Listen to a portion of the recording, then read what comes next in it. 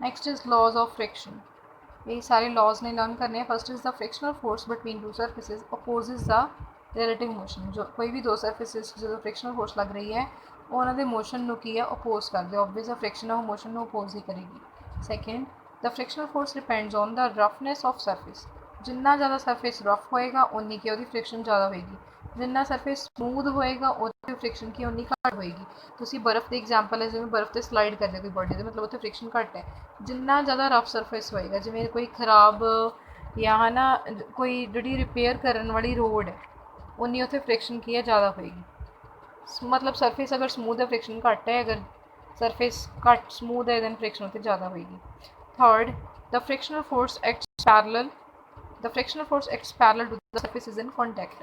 कोई भी कहते दो सरफेसिज ने, ठीक है, उन्होंने ते रही है तो फ्रिक्शनल फोर्स कहते की होएगी वो सरफेसिज दे की है पैरेलल करेगी। ठीक है, मतलब वो पैरेलल एक्ट करती है फ्रिक्शनल फोर्स सरफेसिज दे। Next is the frictional force is independent of the area of contact between two surfaces. Frictional force कहते जो दो सरफेसिज के जो एरिया होंगे वो की है independent. Next is the kinetic friction is independent of the relative velocities of surfaces. Kinetic friction कहते की होंगी है क्योंकि बॉडी ऑलरेडी मूव करी है तो वेलोसिटी के कहते की होंगी है फ्रिक्शन इंडिपेंडेंट होंगी है, उन्होंने कोई फर्क नहीं पैंता। ठीक है, so next is the magnitude of frictional force is directly proportional to the normal reaction. ये चीज़ आप पढ़ी है कि फ्रिक्शनल फोर्स का मैगनीट्यूड डायरेक्टली प्रोपोर्शनल होंदा है नॉर्मल रिएक्शन के। Fine, this is sixth is the magnitude of frictional force is directly proportional to the normal reaction. F की होंगी है जी फ्रिक्शनल फोर्स होंगी है वो प्रोपोर्शनल कि होंगी है डायरेक्टली नॉर्मल रिएक्शन एन की। Fine, so F is proportional to N. So these are the laws of friction. Fine, you have to learn them.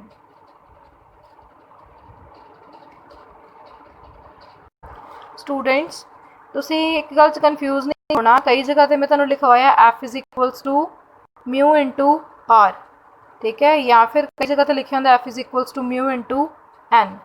Relation same ही है, एन ते आर का मीनिंग भी सेम है, दोनों का मतलब की है नॉर्मल रिएक्शन। कई बुक्स के विच इहनूं एन नाल डिनोट किया होंदा, कई बुक्स के विच इहनूं आर नाल डिनोट करते।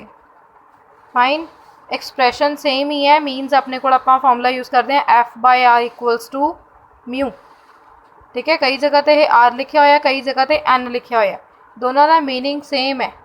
नॉर्मल रिएक्शन होंदा इहदा मीनिंग। ठीक है, इकट्ठा ही वर्ड है normal reaction.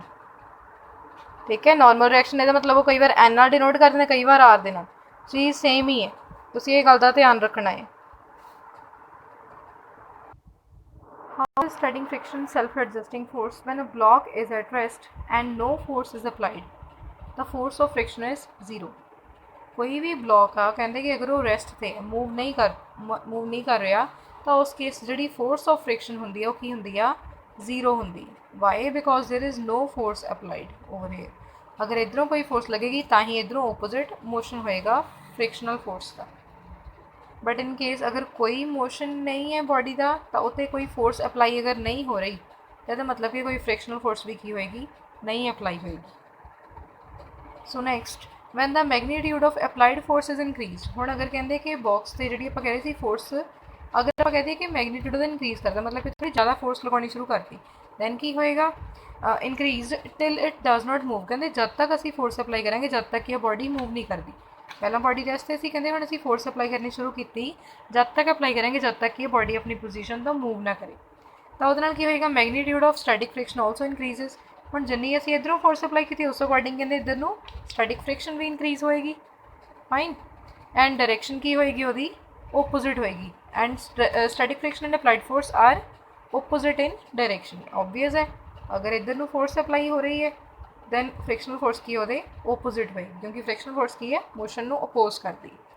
That means the magnitude and direction of static friction and applied force are opposite and so it adjust itself according to the magnitude and direction of applied force. So इसका मतलब कहते static friction की अपने आप को adjust कर लेंदी है, जिन्नी इधर फोर्स अप्लाई होएगी उस अकॉर्डिंग की फ्रिक्शनल फोर्स भी अप्लाई होएगी। अगर तुम इधरों फोर्स वध लगा रहे हो ਅਪਲਾਈਡ ਫੋਰਸ ਵੱਧ ਹੈ ਤਾਂ ਇਹਦਾ ਮਤਲਬ ਫ੍ਰਿਕਸ਼ਨਲ ਫੋਰਸ ਵੀ ਕੀ ਉਸ ਅਕੋਰਡਿੰਗ ਵੱਧਦੀ ਜਾਏਗੀ।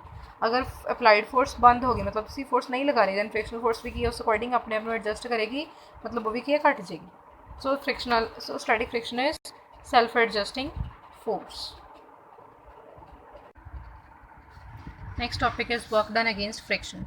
फर्स्ट पार्ट है अलॉन्ग अ हॉरिजॉन्टल सरफेस, जो कोई बॉडी की है हॉरिजॉन्टल सरफेस के अलॉन्ग की है मूव कर रही है, ठीक है। Consider a block of mass m, अब ब्लॉक हो गया था मास की है m है, it is lying over a rough horizontal surface, कोई रफ हॉरिजॉन्टल सरफेस से ब्लॉक की है लाई कर रहा है या दैन ये ब्लॉक ते की है इधर वाली साइड की है फ्रिक्शनल फोर्स लग रही है F, ठीक है। और नीचे नू वेट एक्ट कर रहा है mg, जिन्ना नीचे वेट एक्ट कर रहा है mg उन्ने ही ऊपर की है नॉर्मल रिएक्शन होएगा r, ठीक है। मतलब कि जिन्ने नीचे फोर्स लग रही है mg वेट अर्थ का उन्ना ही ऊपर नू होएगा reaction r।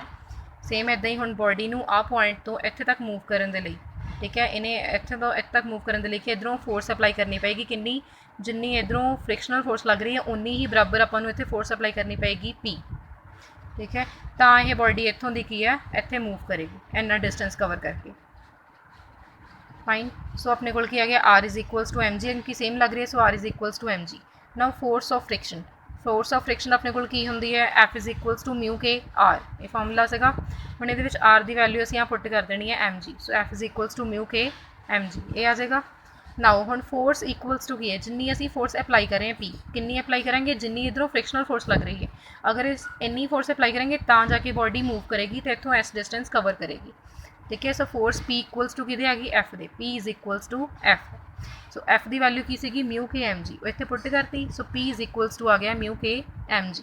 Now work done अपने कोल की हुंदा W is equals to P into H, that is force into displacement.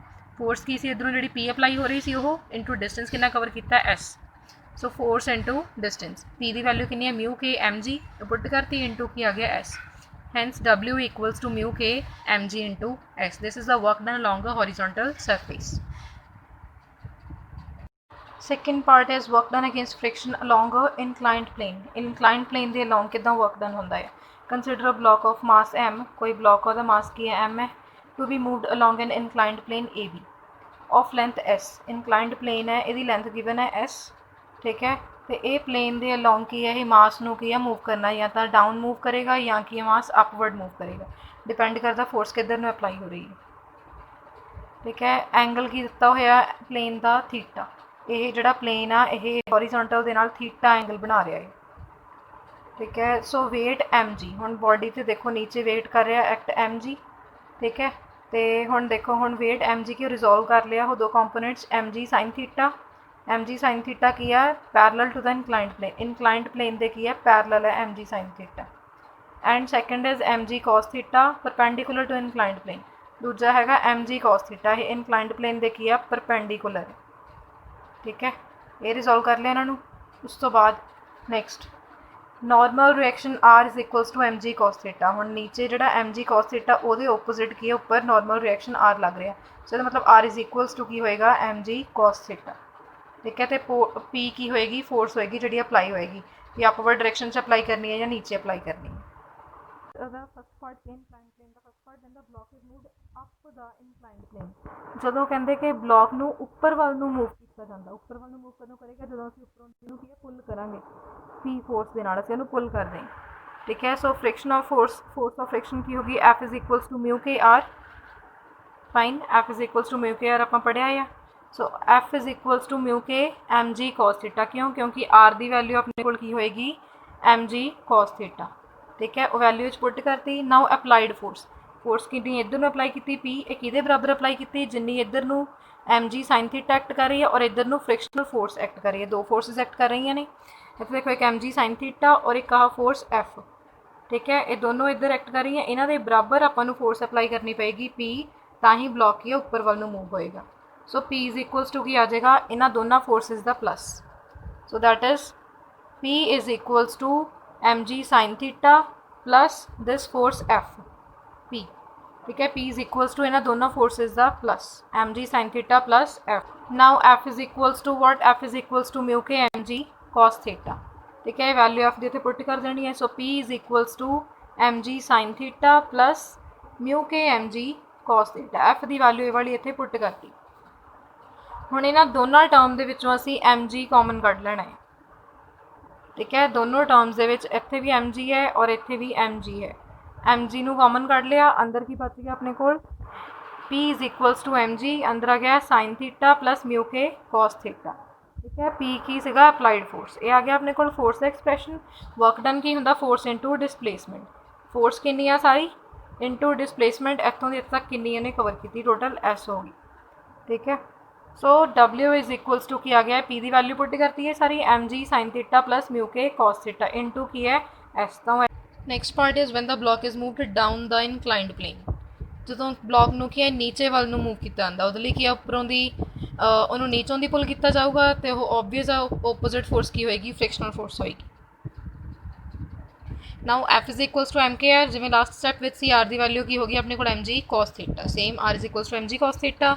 ਨਾਓ ਹੁਣ ਇੱਥੇ ਦੇਖੋ ਇੱਥੇ ਆਪਣੇ ਕੋਲ ਫ੍ਰਿਕਸ਼ਨਲ ਫੋਰਸ ਲੱਗ ਰਹੀ ਹੈ, ਕਿਹਦੇ ਬਰਾਬਰ ਹੈ, ਇੱਧਰ ਨੂੰ ਜਿਹੜੀ ਅਪਲਾਈਡ ਫੋਰਸ ਹੈ P ਪਲੱਸ ਜਿਹੜਾ ਆਹ ਕੰਪੋਨੈਂਟ ਹੋ ਗਿਆ mg sin theta. So P plus mg sin theta is equals to ਆ ਜਾਏਗਾ F। ठीक है, P plus mg sin theta equals to की हो गया F।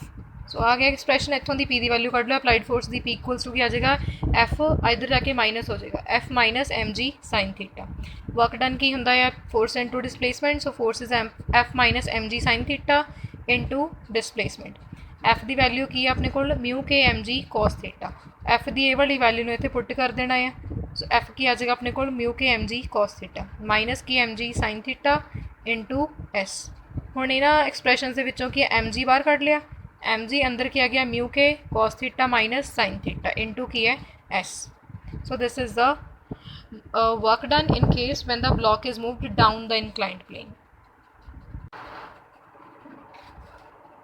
Next is friction a boon or bane against motion. Boon is वरदान हो गया and Ben is curse.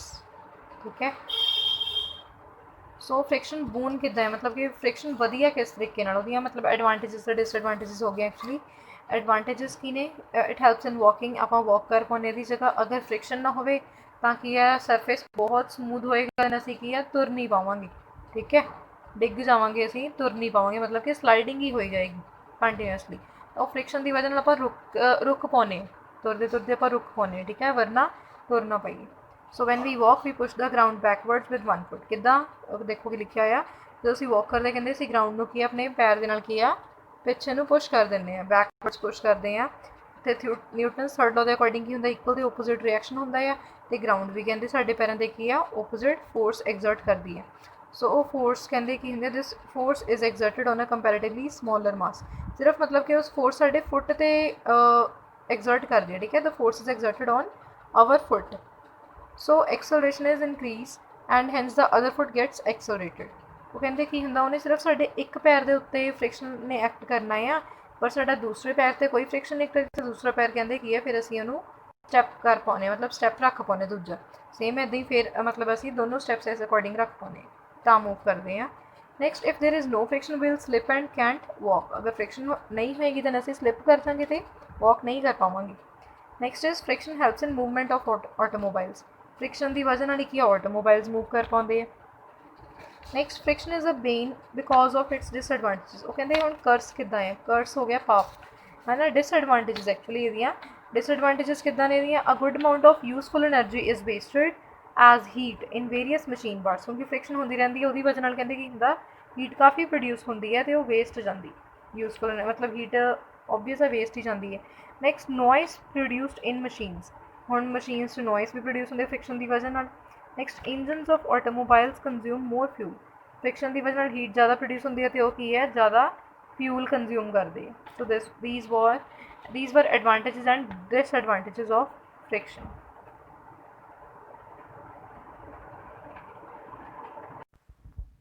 Next is methods to reduce friction. Friction can be reduced by number of methods. First point is lubrication. Lubrication की होंदा, when a lubricant is applied between two surfaces in contact, then this thin layer of lubricant is formed between two surfaces, resulting in reduction of friction. Friction की हो गया एक तरह ना लुब्रीकेशन होगी, जिमें किसी चीज़ को ऑयल देना। ठीक है, example lubricant grease oil graphite compressed air, जिमें तुसीं कहते हो कोई मशीन वगैरह खराब होंदी है, काफ़ी आवाज़ करन लग जाती है, रुक जाती है, दैन उन्होंने तुसीं ऑयल देने हो, दैन कि स्मूथ चलन लग जाए। स्मूथ चलना मतलब की हो गया फ्रिक्शन रिड्यूस हो जाती है ठीक है। Next is polishing. Irregularities of a surface can be reduced by polishing the surface smooth which results in reduction in friction. कहते सरफेस ਨੂੰ ਕੀ ਸਮੂਥ ਕਰ ਦੋ ਬਾਈ ਪੋਲਿਸ਼ਿੰਗ ਦਾ ਵਿਚ ਰਿਜ਼ਲਟਸ ਇਨ ਰਿਡਕਸ਼ਨ ਇਨ ਫ੍ਰਿਕਸ਼ਨ। ਅਗਰ ਕੋਈ ਕਹਿੰਦੇ ਸਰਫੇਸ ਬਹੁਤ ਜ਼ਿਆਦਾ ਉਬੜ ਖਾਬੜ ਹੈ ਮਤਲਬ ਕਿ ਉਹ 'ਚ ਕਾਫੀ ਇਰੈਗੂਲਰਿਟੀਜ਼ ਨੇ, ਉਹਨਾਂ ਨੂੰ ਘੱਟ ਕਰਨ ਦੇ ਲਈ ਕਹਿੰਦੇ ਤੁਸੀਂ ਸਰਫੇਸ ਨੂੰ ਕੀ ਪੋਲਿਸ਼ ਕਰਨਾ ਸ਼ੁਰੂ ਕਰ ਦਿਓ। ਉਹਦੇ ਨਾਲ ਕੀ ਆ ਉਹ ਇਰੈਗੂਲਰਿਟੀਜ਼ ਉਹਦੀਆਂ ਸਮੂਥ ਹੋ ਜਾਊਗੀ, ਮਤਲਬ ਕਿ ਇਰੈਗੂਲਰਿਟੀਜ਼ ਘੱਟ ਜਾਣੀਆਂ ਤਾਂ ਪੋਲਿਸ਼ ਹੋ ਜਾਊਗਾ ਸਰਫੇਸ, ਸਮੂਥ ਹੋ ਜਾਊਗਾ। ਜਿੰਨਾ ਸਮੂਥ ਸਰਫੇਸ ਹੋਏਗਾ ਉਨੀ ਉੱਥੇ ਫ੍ਰਿਕਸ਼ਨ ਕੀ ਹੈ ਘੱਟ ਹੋਏਗੀ। Last is using ball bearing. Friction between two surfaces can be reduced by using the ball bearing. Ball bearing ਕੀ ਹੁੰਦੀ ਹੈ ਉਹ ਰੋਲਿੰਗ ਫ੍ਰਿਕਸ਼ਨ ਹੁੰਦੀ ਹੈ ਠੀਕ ਹੈ, ਰੋਲ ਕਰਦੇ ਆ ਉਹ between the two surfaces. Also sliding friction can be converted into rolling friction which is much less than sliding friction. ਕਹਿੰਦੇ ਤੁਸੀਂ ਸਲਾਈਡਿੰਗ ਫ੍ਰਿਕਸ਼ਨ ਨੂੰ ਕਨਵਰਟ ਕਰ ਸਕਦੇ ਹੋ